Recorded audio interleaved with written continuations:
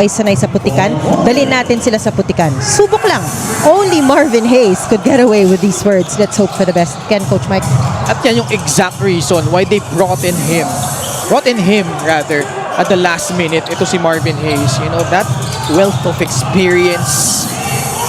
And that could come in handy dahil nga test of character na ito para sa Muntinlupa. Badly outscored by San Juan in each of the first 3 quarters here, Coach Mike. As a matter of fact, they never got to 15 points in any of the quarters, with the 8 being the lowest. And you know, to that report of Mika, I mean, you understand how experienced this guy Marvin Hayes is, but you just love the messaging. I mean, that was direct to the point. Kung sanay sila sa oval, dalhin natin sila sa putikan. It is pretty much, you know, pahirapan rin natin sila. Oh. No? Naglalaro tayo sa court nila, doon tayo sa court natin na putikan. Yun ang gawin nating laro. First free throw, a miss from Marvin Hayes. Free throws haven't been pretty for Muntinlupa as well. 5 out of 11. And the thing is, they've rarely gotten there, and their misses are not helping in their scoring. Soberano, just his first appearance in the second half. Not like he's been needed so far. Yeah. Others have picked up the slack. Ubalde, fadeaway jumper short. Marquez with another stick back, and it's a 30-point lead for San Juan. Based on that last offensive rebound of Marquez, I don't think it's the foot speed that's beating them on the offensive rebound. It's really more of the body strength of Calisaan and Dexter Marquez and even Ubalde, beating them to the spot and getting to that rock. Lohera can't hit the free. Orlan Wamar goes to Cranian Viloria. Against Kurt Lohera, Ubalde providing that pick. Cranial inside the paint, short. And look who got the rebound. Cranial Viloria himself, and setting up Joseph Ubalde and doubling up the scoring here. 64-32 over Muntinlupa. And look who's moving his feet. That's Joseph Ubalde. And man, I'm just so impressed at how Joseph has actually shown up in this game. And the defense as well, hindi yan matatawaran sa panig ng San Juan. Another steal. And Muntinlupa just looking lost right now. Everything much has been pretty uncomfortable in their offensive sets. Oh. Well, it's become uncomfortable because they're forced to spots on the floor. That's tough to work. Oh, wow. Pabantang tira pa yun, Joseph Ubalde. Napangiti si Senator Jinggoy. Patrick Ramos with a 50 move, but this lead still massive at 32.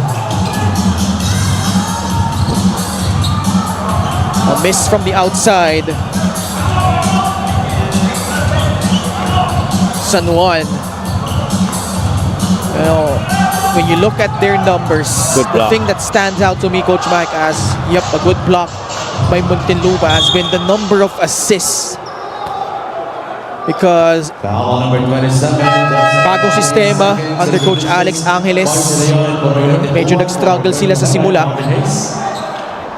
As Joseph Ubalde committed that foul. Assist of the game brought to you by 1xBet, the title sponsor of the Mpbl. Your choice, your victory. Feel more game with 1xBet. And going back to my point, ayun, assist right on cue, Coach Mike. First 6 games na San Juan, only average 19.8 assists. But in their last 7 games, they have upped that to almost 7, 26.1 assists during that span. Yeah. And doon mo talaga makikita na they are starting to reap their efforts early in the season and the trust in the system. Sure, they went to that run where medyo may adjustments. I mean, I said earlier, even Orlan Wamar had these adjustments, committing a lot of turnovers. But over the last 6 games, he's been able to address that. But now, if you look at the numbers in this game alone, attempts pretty much the same. But more trips to the line, more rebounds, more assists, more steals, lesser turnovers committed, more points gotten off turnovers, more help from the bench. In almost every key stat line, the Knights have actually outperformed the Muntinlupa Cagers. And there were conversations, Coach Mike, that even though they won their first 9 games, talking about San Juan, hindi rin sobrang impressive eh. Kasi lahat halos dikit as Kurt Lohera scores for Muntinlupa, a 3-point play opportunity coming up. But, you know, ever since that loss to Nueva Ecija, they have turned the corner and found their stride. This was a good attack on the fast break by the former LaSalle Green Archer, Kurt Lohera.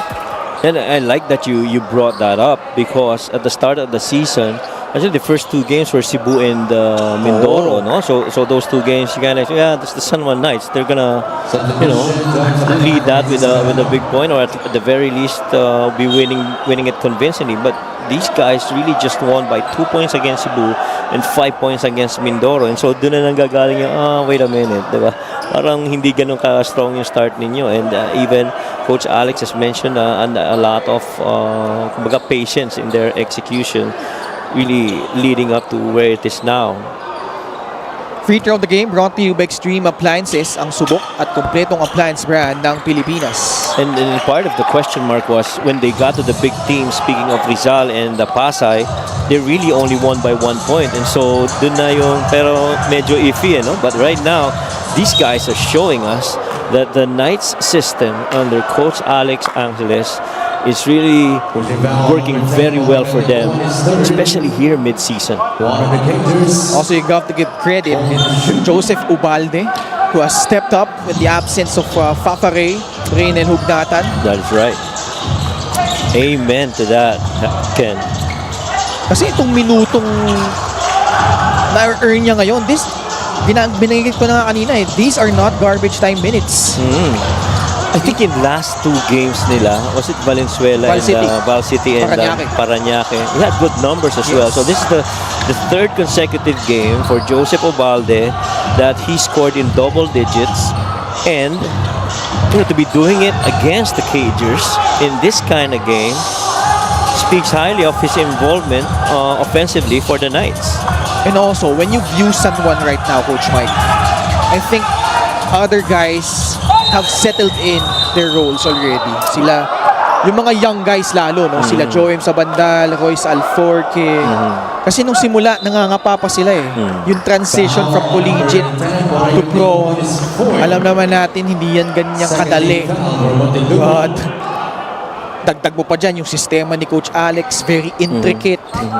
But boy, you got to give credit to the coaching staff of San Juan. Coach Alex, Coach RB Mangahas, Coach Tantan Banan, who's a former coach here in Abra. Oh yeah.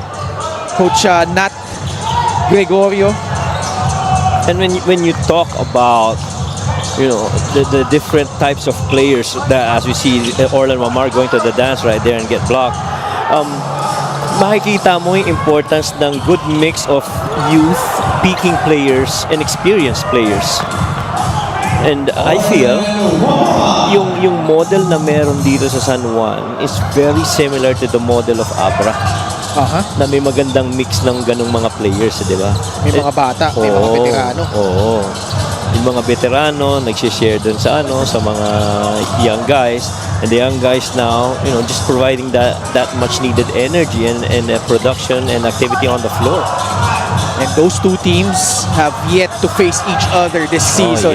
San Juan and Abra. That should be a mouth-watering matchup in the north. Oh, without a doubt. I mean, I'm looking at the schedule. We don't have their schedules yet for Abra and San Juan in the next months. And I'm hoping it comes real soon, because a lot of the fans are looking forward to that kind of matchup. 71-41, 30-point lead for the San Juan Knights. Orlan Omar catches, fires off target on that 3-point attempt. One thing that cannot happen though to the Muntinlupa Cagers is to lose that edge. Yes. No, kahit na natalo ka ng tatlong diretsong games, make this what?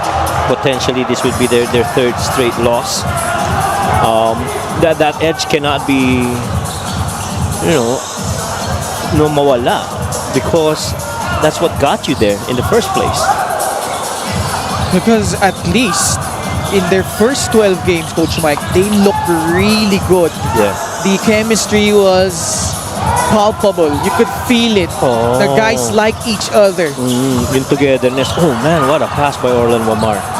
And that's why I kept saying earlier that this is where we will see during this tough stretch how much they're made of.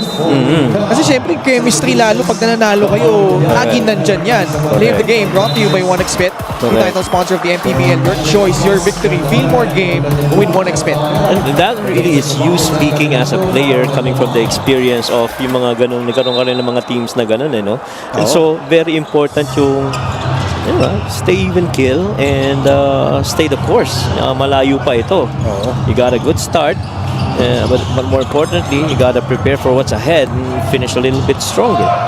Kaya nga sana kami ni Avi Palanya magkaroon ng chemistry. Wala pa kaming panalo sa liga namin. May kakilala yata ako nagtuturo ng chemistry kasi yung chemist yun eh. 3-point shot, knockdown, may Nico Panganiban. And I'm looking at the numbers. This could potentially be the lowest output of a game by Muntinlupa. Let me see. Yeah, it is. Alam mo, hindi na natin masyado namalayan yan. They only have 41 points. That's right. Their most recent loss was at 59 versus Pangasinan, where they lost by 7 points.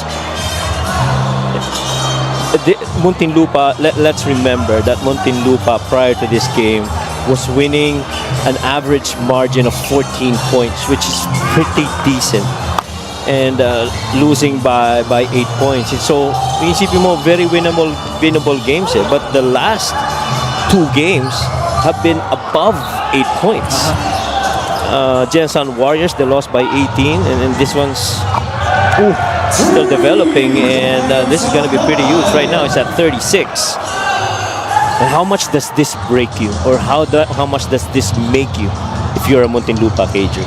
It's up to Coach Gino Dodovice, Coach Mark Dandan, and the rest of their coaching staff to right the ship. Because,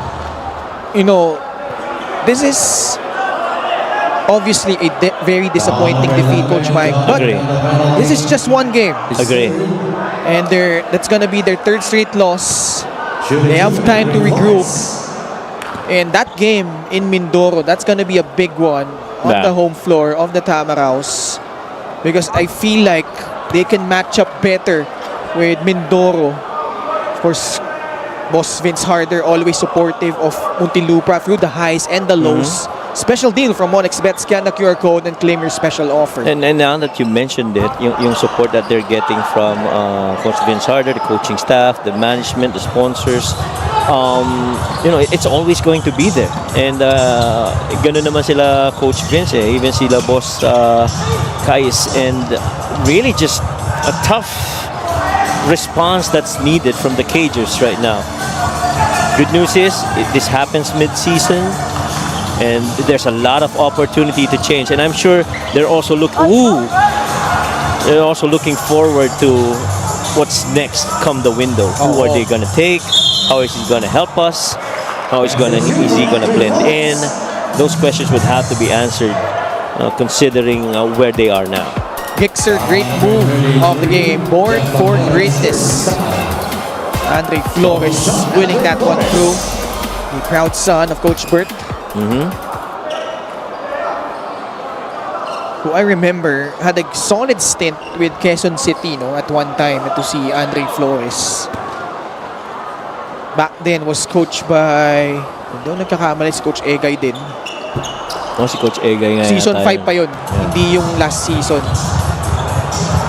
But how about the San Juan Knights? Just another day in the office. And putting on a masterclass here in the battle of the third-ranked teams in the North and South Division.